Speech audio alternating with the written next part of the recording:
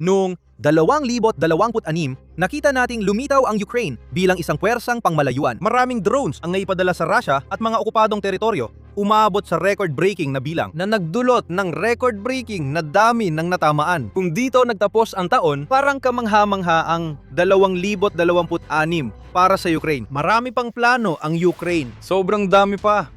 Brutal ang planong ito. Sobra itong ambisyoso.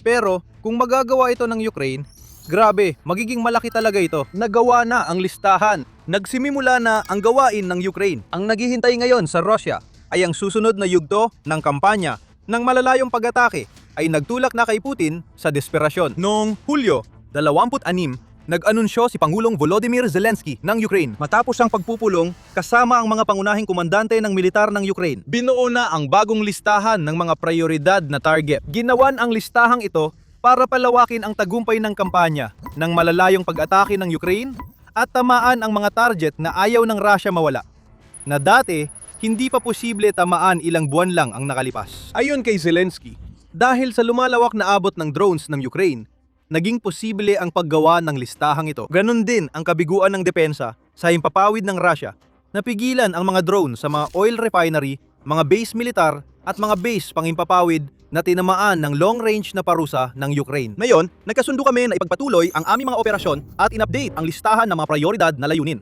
Ayon sa tunay na epekto nito sa Russia at sa kakayahan nitong ipagpatuloy at pahabain ang digmaang ito, pahayag ni Zelensky, bago pa niyang idagdag, pamunahing layunin natin na lalo pang itulak ang Russia tungo sa diplomasya sa mamamagitan ng presyong dulot ng ating malalayong pag-atake sa paghihigpit sa paggawa ng armas at bahagi, pagkalugi sa langis at ekonomiya, at ibinabalik ang digmaang ito sa pinagmulan nito. Kaya may dalawang layunin ang Ukraina, ibalik ang digmaan sa mismong bakuran ng Rusya at pilitin si Putin makipag-usap para sa kapayapaan. Tatalakayin natin kung gaano karealistik ang mga layuning ito sa lalong madaling panahon. Ang listahan ay inihanda hindi lang ni Zelensky, kundi pati ng bagong Commander-in-Chief ng Sandatahang Lakas ng Ukraine, si Mikhailo Drapachy, si Ihor Skobek, hepe ng General Staff, at pansamantalang kalihim ng depensa na si Yevgeny Kamara. Pinakakapansin-pansin ang ambag ni Drapachy sa listahan. Kakatalaga pa lang niya bilang bagong Commander-in-Chief ng Ukraine noong Hulyo 22, kapalit ng papaalis na si Oleksandr Syrskyi. Siguradong marami siyang ideya kung ano ang maaaring tamaan ng Ukraine para pahinain ang Russia sa larangan ng labanan at dagdagan ng presyon kay Putin sa loob mismo ng Russia. Ito ang debut ni Drapachy para ipakita ang kanyang kakayahan. Malalaman natin sa paglipas ng panahon kung ang mga prioridad na target na tinulungan niyang tukuyin ay makakatulong para sa Ukraine. Tungkol sa mga target na yon, ang malaking tanong ay siya ring pinakahalata, ano ang planong tamaan ng Ukraine? Diyan nagiging malabo ang mga bagay. Hindi pa isiniwalat ni Zelensky at ng kanyang mga kasamahan kung ano ang nasa listahan. Hindi na dapat ikagulat yan kapag nalaman ng Russia ang target ng Ukraine.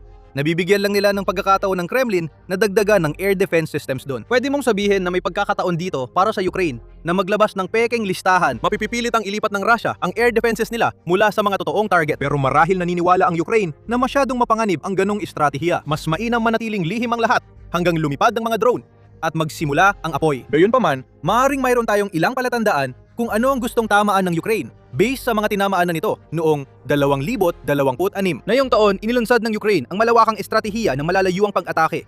Kaya't madalas tamaan ng long-range drone ang mga oil refinery, infrastruktura ng enerhiya, pabrika ng militar, depensa sa ipapawid, sentro ng lohistika, at power grid sa okupadong Crimea. Nagsagagawa rin ang Ukraine ng sistematikong pagsira ng shadow fleet ng mga barko sa Dagat Azov at Dagat Itim noong Hulyo. Umabot sa kabuang 172 barko ang tinamaan hanggang Hulyo 22. At syempre, nariyan ang nagwawalang wild berries. Ang bersyon ng Rusya ng Amazon ay sinalanta ng matinding sunod-sunod na pag-atake na sumira sa halos ika-10 bahagi ng mga bodega at inventaryo ng kumpanya. Ayon sa ulat ng Newsweek noong Hulyo 27, maaring umabot sa bilyon-bilyong dolyar ang pinsala ng mga pag-ataking iyon. Ang pangunahing layunin ng Ukraine ay ang magdulot ng matinding pinsala sa ekonomiya ng Russia. Sa ganitong pananaw, posibleng may kaugnayan sa ekonomiya ang ilang prioridad na target. Maaring mas marami pang pasilidad ng wild berries ang atakihin. Matapos ang lahat, 90% pa ng logistical network ng kumpanya ang natitira. Ibig sabihin nito ay bilyon-bilyong dolyar na pinsala sa negosyo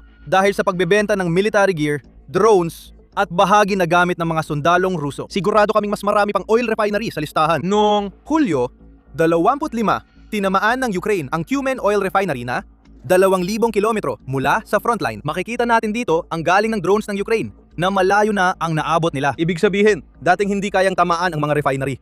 Pero ngayon, posibleng pangunahing target na sila. Tandaan mo ang layo ng naabot, babalikan natin mamaya. May dagdag na pahiwatig sa posibleng target ng Ukraine ayon sa ulat ng Kiev Independent tungkol sa bagong listahan ni Zelensky. Ang estratehikong lalim na matagal nang naging kalamangan ng Russia ay nagiging isang partikular na problema ngayon para sa pamunuang pampulitika at militar ng Russia. Dahil ang karamihan ng mga sistemang pangdepensa sa himpapawid ng Russia ay nakatuon sa paligid ng Moscow. Mga tirahan ng gobyerno, tulay ng Crimea at St. Petersburg. Iniulat ng outlet na sinabi ng Pangulo ng Ukraine, madaming beses nang napatunayan ng mga drone ng Ukraine na kaya nilang lampasan ng depensa para makatama. Kaya may dalawa tayong posibilidad.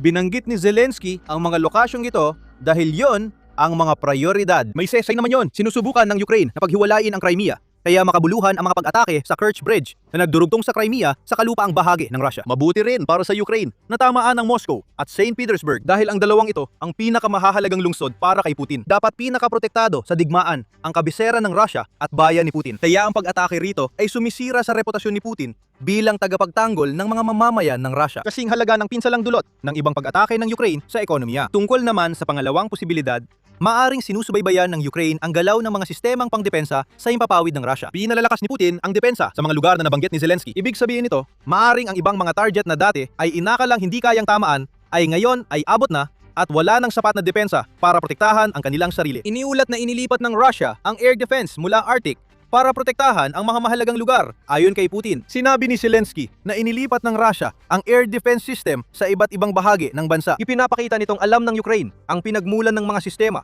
Kaya alam din nila kung aling target ang mahina. Maaring ang mga bagong mahihinang target ang prioridad na yon habang sinusubukan ni Putin na protektahan ng mga depensa sa himpapawid ang sarili niya at ang piling grupo ng mga Ruso. Kailangan nating maghintay at tingnan kung ano ang mangyayari. Sinabi rin ni Zelensky na hindi mapipigilan ng Russia ang anumang darating.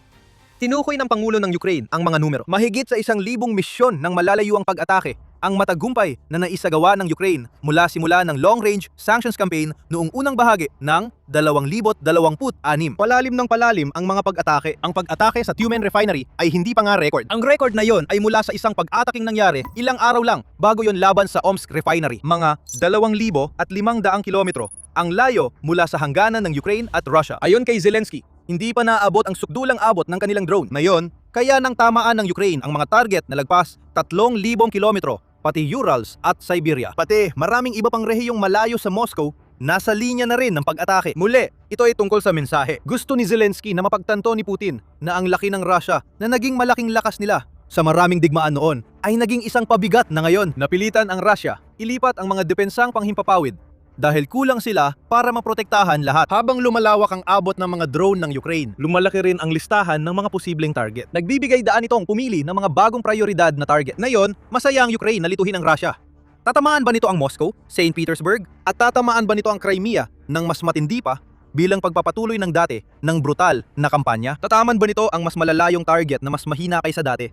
Dahil wala na silang mga depensang panghimpapawid. Hindi malalalaman ng Rusya hanggat naganap na ang pag-atake. At kung abot ang pag-uusapan, magbabago na rin ang iniisip ni Putin na kailangan niyang depensahan. Dahil gumagawa ang Ukraine ng mga sandata na kayang tumama ng mas malayo pa kaysa sa mga meron sila ngayon. Iyan ay maaring tunay na makapagpabago ng takbo ng laban. Pero bago tayo magpatuloy, paalala lang na pinapanood mo ang military show.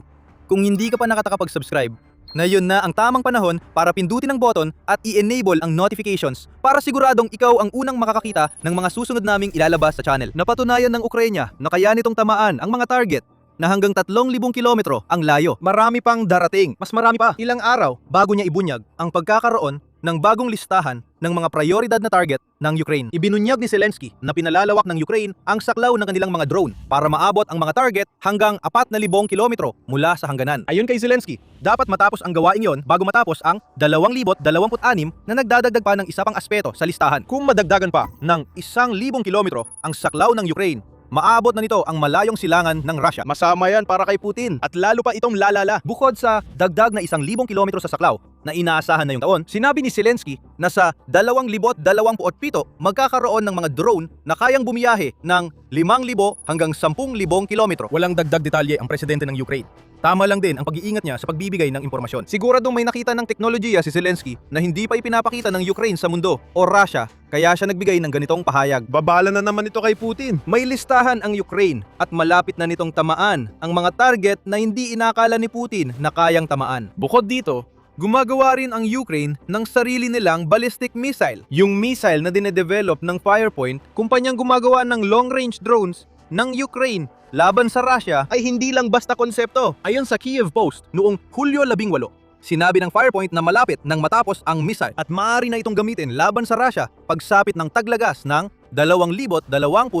Tungkol sa bagong missile ng kanyang kumpanya, sinabi ni Dennis Tillerman, may-ari at punong taga-disenyo ng Firepoint, ang militar ang magsiset ng target. Sa tingin ko, agad itong gagamitin laban sa mahahalagang target. Ang Firepoint ay gumagawa ng dalawang ballistic missile. Ang FP7 ay umabot ng 200 kilometro. Kaya ng FP7, tamaan ang mga target hanggang 855 kilometro mula Ukraine. Kaya marami pa tayong spekulasyon sa bagong listahan. Posibleng prioridad ang mga lugar na dating tinamaan ng Ukraine gamit ang drone. Pero pag nakuha na nila ang mga pangmalayuang balistikong misil, ang mga lugar na yon ay hindi lang tatamaan, kundi tuluyang mawawasak ng mas malalakas na sandata. Narito ang inaasahan namin. Malamang na ang bagong prioridad ng Ukraine ay may halong mga target na dati nang tinamaan, tulad ng Kerch Bridge at mga target sa Siberia at malayong silangan ng Russia na maaari ng tamaan. Dahil sa lumalawak na abot ng mga drone ng Ukraine, kung tama ang Firepoint at magkakaroon ng ballistic missiles sa mga susunod na buwan, inasahan natin ang mas malalakas na pag-atake sa mga oil refinery ng Russia malapit sa hangganan. Lalo na yung mga posibleng inalisan ng air defense at ibinalik sa Moscow. Ang meron na yon ang Ukraine sa kanilang arsenal ay iba-iba pagdating sa layo at lakas. Dahil doon, napunta si Putin sa depensiba. Kayang tamaan ng Ukraine ang halos lahat.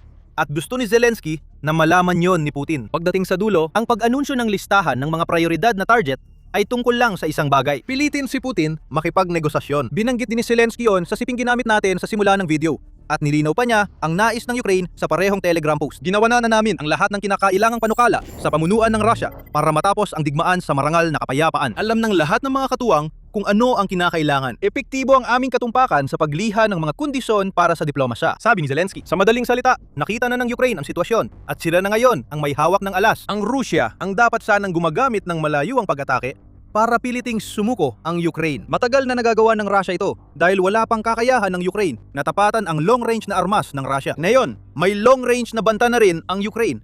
At higit pa ron, maaring ang Ukraine naman ang maging nananakot at pilitin si Putin sa negosasyon. Ayon sa The Telegraph at The Economist, layunin ng Ukraine na pilitin si Putin makipagkapayapaan. Ang una ay tumutukoy sa mga pag-ataking malalim sa loob ng teritoryo at sa kampanya ng Ukraine sa paghara ng supply sa mga sinakop na teritoryo bilang mga parang pinapahina ng Ukraine ang militar ng Russia para pilitin si Putin sa negosasyon. Nagaganap ang mga atake habang humihinto ang pag-usad ng Russia sa Ukraine na posibleng gawing pinakamasamang taon ng Russia sa Ukraine ang 2026.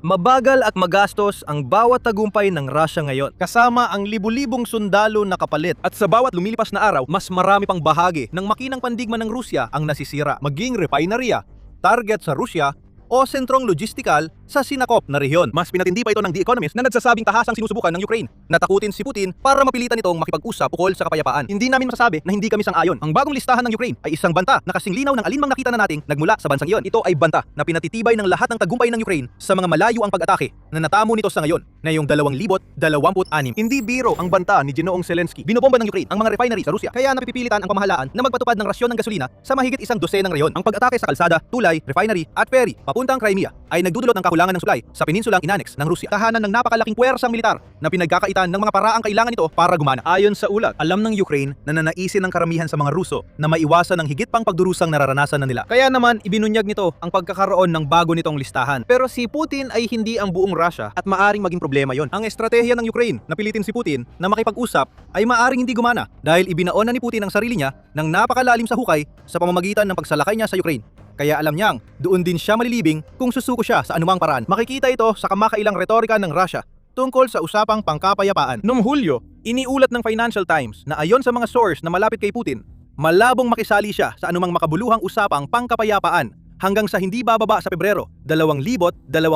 Mas gusto ng mga Ruso na ibigay ng mga Amerikano ang Ukraine sa kanila. Hindi man lang sila nagpapahiwatig ng anumang konsesyon. Paulit-ulit lang nilang sinasabi ang parehong mga layunin. Halos walang puwang para sa makabuluhang pag-uusap ang kanilang posisyon sa negosasyon, ayon sa isa sa mga pinagkunan ng impormasyon. Sa halip na kilalanin ang pinsalang dulot ng Ukraine at lalo pa nitong palalawakin yon sa hinaharap. Sa halip, pinatitibay pa ni Putin ang kanyang paninindigan habang iginigiit niyang nananalo ang Russia sa kabila ng lahat ng ebidensya sa nagpapakita ng kabaligtaran. Gusto ni Putin ng mas maraming konsesyon sa panahong maaaring pinakamalakas ang Ukraine mula nang magsimula ang pananakop. Walang saysay yon. At iyan ang problema. Si Putin ay naligaw sa sariling digmaan. Noong Hulyo 27, minaliit ng Kremlin ang planong tigil putukan sa himpapawid na umano'y inihahanda ng US at Ukraine. Itinanggi ang ulat bilang haka-haka ng media at hindi daw kapani-paniwala kung walang planong ipinapakita. Ang ganitong klase ng tugon ay halos hindi nagpapakita ng anumang sigasig para sa proseso ng kapayapaan na kunwari hinilalahukan lang ni Putin para makuha ang gusto niya mula sa Ukraine. Malamang ayaw din ng Rusya ng tigil putukan sa himpapawid. Bagamat maililigtas sana nito ang bansa sa mga darating pa habang isa-isang tinatamaan ng Ukraine ang nasa prioridad nitong listahan. Ibig sabihin hindi na makakagamit ng misil at drone ang Rusya laban sa mga sibilyan ng Ukraine. Mahalagang bahagi ng teroristikong estratehiya ng Rusya. Sa Ukraine, nais nila ng kapayapaan. Pero kung sasabihin ni Putin na hindi, darating ang apoy. Ilang araw lang matapos ibunyag ni Zelensky ang listahan ng Ukraine, nagpakawala ng babalang putok habang nagpadala ang Ukraine ng 300 at 70 drones sa rehiyon ng Moscow. Inaangkin ng Rusya na naharang nito ang karamihan sa mga drone. Pero tila gusto lang ipaalala ng Ukraine kay Putin na hindi ligtas ang Moscow. Ganon din sa ibang bahagi ng Russia. Iniulat ng Euromaidan Press na nagkaroon na ng 1,150% pagtaas sa malalayong pag-atake ng Ukraine simula nung umpisa ng 2026. Ayon sa United 24 Media, umabot sa 677 target sa buong Russia ang tinamaan ng Ukraine hanggang Hulyo 10 dahil sa pagtaas na ito. Halagang $6.1 bilyong ang gastos ng Kremlin. Kung hindi yuyuko si Putin sa pressure, mas marami pang susunod. Iyan ang mensaheng nais iparating ni Zelensky kay Putin habang naghahanda ang Ukraine sa bagong serye ng pag-atake sa mga prioridad na target. Ngayon, kailangan ng matakot ni Putin sa hindi niya alam. Hindi niya malalaman kung kailan darating ang mga drone ng Ukraine o kung ano ang kanilang tatargetin hanggang ipaalam ito ng Ukraine sa pamamagitan ng mga apoy at pagsabog na mangyayari. Tutok lang sa channel sa mga susunod na linggo. Posibleng magulat kami tungkol sa hindi lang ilang bagong prioridad na target ng Ukraine. Habang hinihintay niyo ang mga ulat, bakit di kayo matuto tungkol sa mga pag-atake sa wild berries? Nabanggit na namin ito at hindi na kami magugulat kung madagdagan pa ang mga pasilidad ng kumpanya sa listahan ng Ukraine. Kung gusto mong malaman bakit target ang wild berries, panuurin mo ang aming video. Ipinapaliwanag namin ang mga pag-atake ng Ukraine at ibinubunyag kung paanong bahagi ang lahat ng ito ng kampanya ng pressure na magtutulak sa mga Ruso laban kay Putin. At kung nagustuhan mo ang video na ito, tandaan mong mag-subscribe sa Military Show at pindutin ang notification bell. Manatiling updated sa mga kaganapan habang nagsisimula ng tirahin ng Ukraine ang mga target sa mga listahan nito. At salamat, gaya ng dati, sa panonood.